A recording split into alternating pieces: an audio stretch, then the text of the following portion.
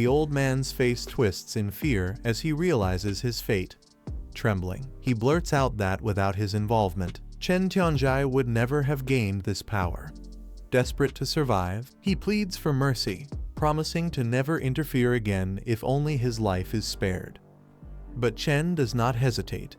His strike descends with unstoppable might, tearing through the ground as a surge of energy explodes outward. The scene shatters under his power, leaving no chance for escape. The soldiers watch in horror as the dust clears. Their voices crack with fear, shouting that their lord has fallen. Panic spreads instantly, and their faces show nothing but despair. Amid the chaos, Chen stands firm. His white hair flows with the rising energy, and his red eyes pierce through the battlefield. The cries of fear echo around him, but his expression remains cold and unshaken. The battlefield falls silent as Chen Tianjai stands tall, his weapon glowing with power. Before him, a terrified woman collapses to the ground, her eyes wide with fear. She bows deeply, her voice trembling. She admits her mistakes, begging for forgiveness, pleading desperately for Chen to let her live. His silence makes the moment heavier, his presence alone crushing her hope. But mercy never comes. In an instant, she is struck down, her body flung back with lifeless eyes staring into the void. Chen rises high into the air, his weapon crackling with destructive energy. With a swift motion, he prepares his next devastating strike, the storm around him spiraling out of control. As the storm clears, the woman slowly rises, staring at the sky in silence. A dark shadow passes overhead, wings slicing through the clouds, leaving her lost in thought. The scene shifts to Zhanghai City that afternoon. A car speeds down the road, carrying new stories with it. Inside, voices break the quiet. A cheerful man greets Lu Fan warmly, saying it has been a long time and praising how much he has grown. He recalls never missing any of Lu Fan's matches, boasting about how he crushed players and collected legendary dragons. His laughter fills the space as he expresses admiration. Lu Fan responds with a smile, thanking him for the kind words. He then adds that the first time he cleared a secret realm, it was this very man who led the team. Meeting him again feels like reconnecting with someone familiar. Two women share a lighthearted moment. One invites Jianning to live with her in Zhongshan Garden, but another calmly reminds her that the place was only a prize and never truly their home. The mood shifts as another girl sighs. She admits she hasn't seen her parents in a long time, wondering if they miss her, while her companion scolds her playfully for being heartless, saying she even planned a feast to welcome her. Meanwhile, the car radio breaks the chatter with breaking news. The large-scale beast-tide crisis in Taiki country has finally been declared settled. A somber note follows. Lord Liu died heroically, sacrificing himself to protect the people. Shock spreads through the group. One girl leans forward in disbelief, asking if it's really over. With a disappointed frown, she adds that she expected the beast tide to be catastrophic enough to destroy the country. Inside the car, a woman remarks that the rulers of Taiki country change too often, calling the land unlucky. Lu Fan gazes out the window, lost in thought. He wonders if he might have triggered some kind of curse. He reflects that even a wave of beasts could destroy a country, and Taiki wouldn't stand a chance. His expression sharpens as he recalls what his senior once said, that a powerful 5th-level expert was secretly hiding within Taiki. The car finally slows to a stop in front of the Qin family villa. The driver announces warmly that they have arrived home. Excitement fills the car as one of the girls exclaims she has spotted her father and Uncle Tao waiting ahead. Outside the villa, several figures stand warmly at the entrance, their smiles showing anticipation as they wait for the family's arrival. The girl rushes forward with tears of joy, calling out to her father. He opens his arms with a gentle smile, welcoming her back as his beloved daughter. Emotions overflow as he pats her head, remarking how much she has changed in just 6 months, almost to the point of being unrecognizable. She blushes, protesting playfully, while the family embraces in heartfelt reunion. At the villa entrance, Qin Shankai greets Lu Fan and Miss Han warmly, saying it's been a long time since they last met. With a polite smile, he apologizes for the trouble of arranging Mr. Qin's special car to pick them up. Qin Shankai brushes it off casually, calling it a minor matter.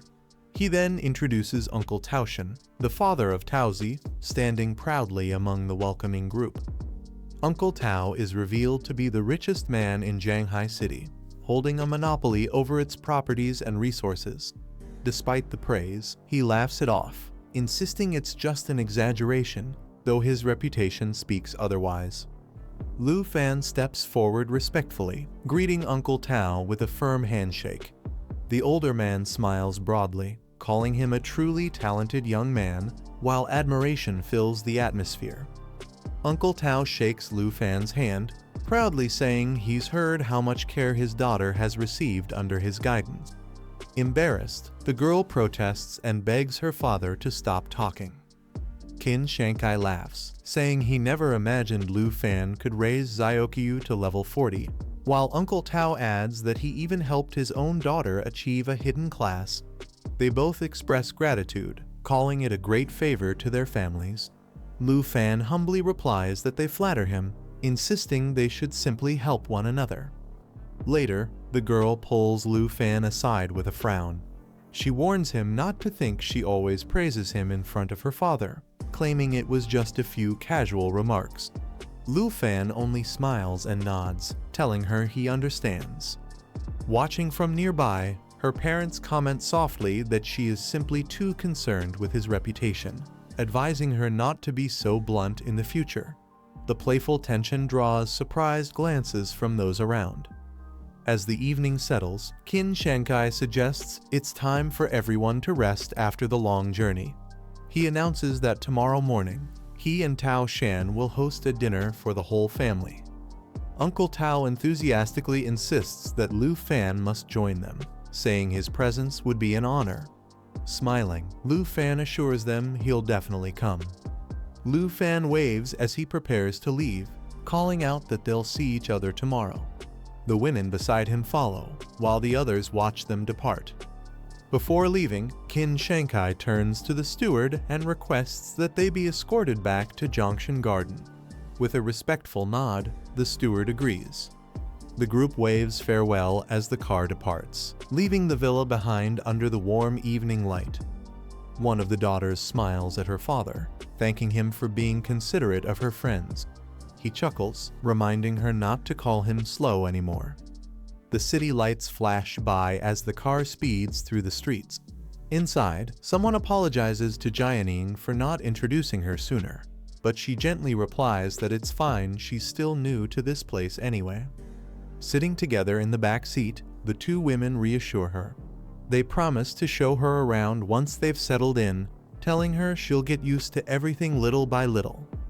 As they ride in the car, the steward mentions that Zhongshan Garden was cleaned up in less than 2 days. Lu Fan looks surprised at the news. The steward explains further Mr. Qin has people maintain and clean Zhongshan Garden every week. He reminds them to keep their luggage ready for check-in at any time.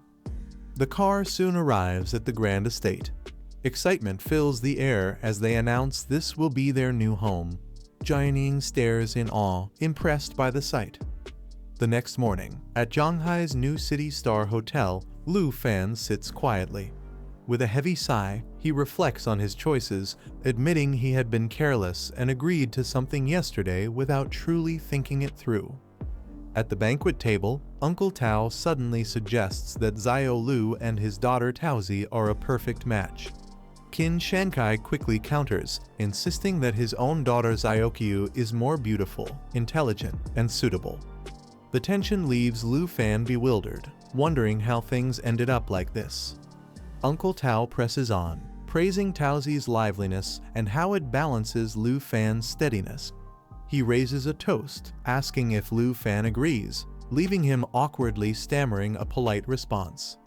Qin Shankai interjects, pointing out how Lu Fan treats Xiaokyu with far more gentleness, while Uncle Tao continues to push his case. Lu Fan can only smile uncomfortably as the pressure mounts. Uncle Tao stands by his daughter proudly, declaring that Taozi's carefree nature is proof of her good heart and pure attitude, someone who would never scheme against others. As the families argue, the atmosphere grows even heavier. The tension at the table rises further when Qin Shankai calls out Uncle Tao, asking what he's really trying to say. With a firm voice, he declares that his daughter Xiaokyu has long admired Lu Fan, and as childhood sweethearts, their marriage is destined in the future. Xiaokyu, flustered and embarrassed, covers her face, pleading with her father to stop speaking.